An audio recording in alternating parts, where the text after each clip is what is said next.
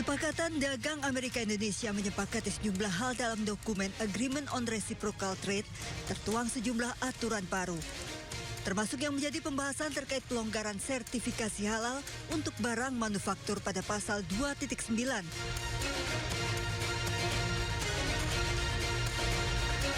Indonesia harus membebaskan produk Amerika dari setiap persyaratan sertifikasi dan label halal.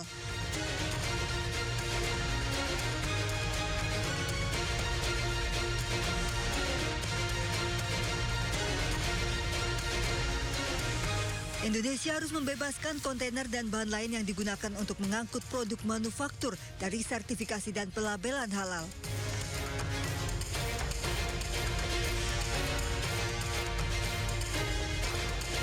Indonesia tidak boleh memberlakukan persyaratan pelabelan atau sertifikasi produk non-halal.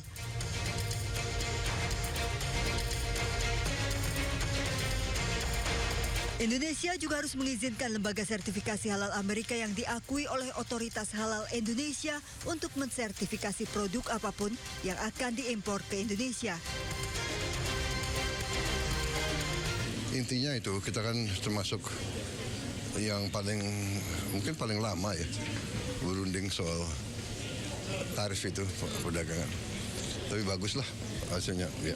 Kemarin kami sudah lapor ke Pak Presiden dan beliau minta kita mempelajari seluruh risiko-risiko yang mungkin timbul dan Indonesia siap dengan berbagai senario.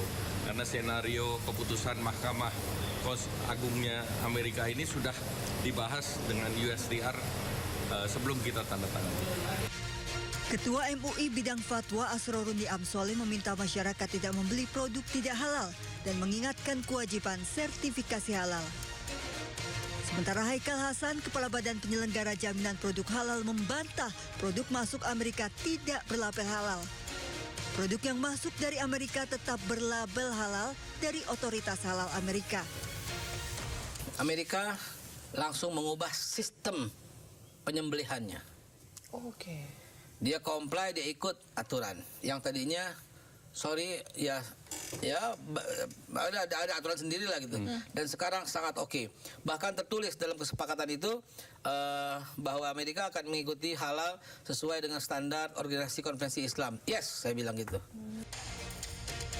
Namun dari seluruh perjanjian dagang resiprokal ini tercantum sekitar 217 kewajiban Indonesia dan hanya 6 bagi Amerika, yang mana perjanjian ini akan memberikan keuntungan timbal balik bagi kedua negara. Tim Liputan iNews melaporkan. Pemirsa, polisi tingkatkan status kasus penganiayaan terhadap bocah 12 tahun oleh ibu tirinya di Jampang Kulon, Kabupaten Sukabumi ke tingkat penyidikan. Hingga kini polisi belum menetapkan ibu tiri korban sebagai tersangka penganiayaan. Jadi ini pakai air panas atau dipukul aja? Ya? Pakai air panas, dipukul. Yang pertama dipukul mana? Yang pertama dipukul mana? Lupa. Ada siapa? Satreskrim Polres Sukabumi menaikkan status kematian NS 12 tahun yang diduga dianiaya oleh ibu tirinya di Jampang Kulon, Kabupaten Sukabumi dari penyelidikan ke penyidikan setelah menemukan sejumlah alat bukti yang mengarah kepada tindak pidana kekerasan yang dialami korban. Hingga saat ini polisi belum menetapkan ibu tiri korban sebagai tersangka dan masih melakukan pemeriksaan intensif.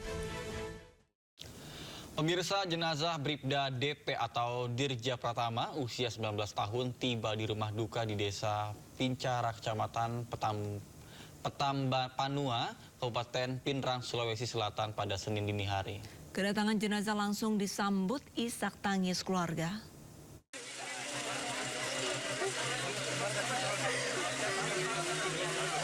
Sejumlah keluarga dan kerabat langsung menyambut jenazah Bribda Dirja Pratama saat tiba di rumah duka. Jasad dibawa ambulan dan tiba di Desa Pincara, Pinrang, Sulawesi Selatan pada Senin dini hari. Rencananya korban akan dimakamkan di tempat pemakaman umum TPU Desa Pincara Senin siang. Korban diketahui baru dilantik jadi anggota polisi pada Desember 2025 lalu. Di mata keluarga, korban dikenal penyabar, pendiam, serta ramah dan sopan kepada siapa saja. Anaknya sabar, pendiam, peramah, juga peramah tuh yang kalau sopan juga.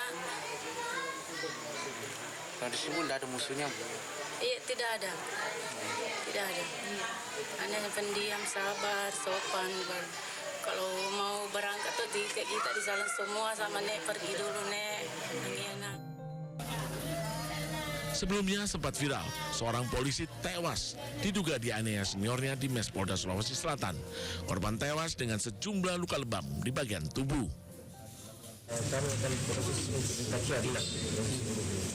Apabila memang ada penganiayaan, kami serahkan penyidik Polda untuk mengungkap tuntas siapa pelaku dan para penganiayaan kejadian yang tadi pagi.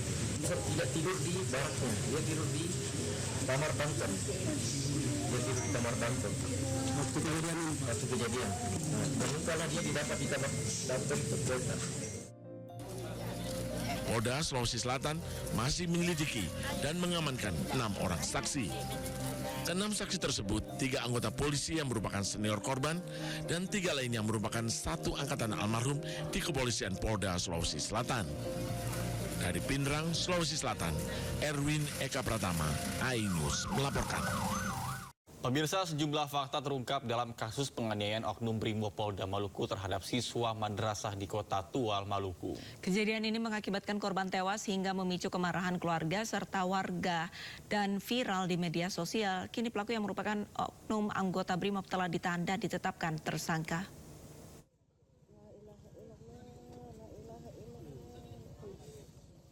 Anggota Brimob Polda Maluku, Bribda Masya Siahaya ditetapkan sebagai tersangka dalam kasus dugaan penganiayaan terhadap seorang siswa madrasah yang berujung maut di Kota Tual.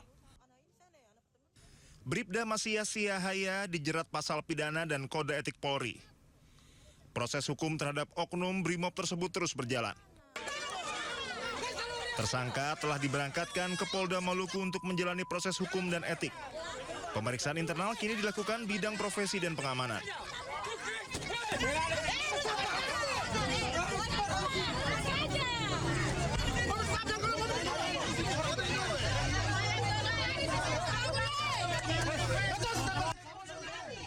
Penyidik dari Polres Tual masih mendalami kronologi penganiayaan siswa madrasah di Tual. Sejumlah barang bukti telah diamankan dan beberapa saksi sedang diperiksa. Kapolres Tual AKBP Wansi Des Asmoro memastikan kasus ini akan diusut tuntas. Sebelumnya terlapor, ya kita naikkan menjadi tersangka, penetapan tersangka. Nah, karena kalau melihat gelar, kita yakinkan bahwa terlapor ini sudah masuk dalam unsur tersebut, maka sehingga kita naikkan statusnya menjadi tersangka. Sebelumnya peristiwa penganiayaan terjadi pada Kamis pagi. Saat itu korban bersama kakaknya melintasi jalan menurun di sekitar RSUD Maren menggunakan motor masing-masing. Kondisi jalan yang menurun membuat laju kendaraan korban sulit dikendalikan. Namun korban justru dituduh terlibat balap liar oleh aparat yang sedang melakukan pengamanan. Saat korban berada di atas motor, oknum anggota Brimob Bribda Masya Siahaya diduga melayangkan pukulan ke arah dahi korban menggunakan helm. Akibat pukulan tersebut, korban kehilangan kendali dan tersungkur di jalan raya hingga akhirnya meninggal dunia. Setelah kematian korban, warga dan keluarga yang emosi mendatangi markas Brimob. Mereka menuntut pelaku segera diproses hukum. Keluarga korban meminta hukuman setimpal karena pelaku diduga menganiaya anak di bawah umur hingga tewas. Kasus ini mendapat atensi Mabes Polri. Kadif Humas Polri, Irjen Joni Edison Isir menyampaikan permohonan maaf kepada publik atas insiden yang menewaskan korban. Selain meminta maaf, Polri juga menyampaikan bela sungkawa atas meninggalnya korban dan empati kepada keluarga yang ditinggalkan. Dari Tual, Maluku, Juanda Sari, iNews melaporkan.